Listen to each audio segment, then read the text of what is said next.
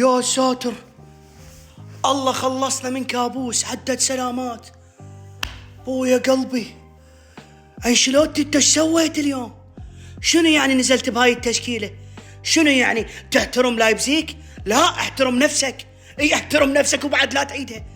راحت قلوبنا كان صارت بينا نكبه ورب الكعبه. لا، مستحيل الاداء اللي شفناه بالشوط الاول وحتى بالشوط الثاني. ماكو تسديده على المرمى، ماكو لحد الدقيقه 60. اوه ماي جاد، عدت سلامات يا اخي. انا هذا خايف من عنده.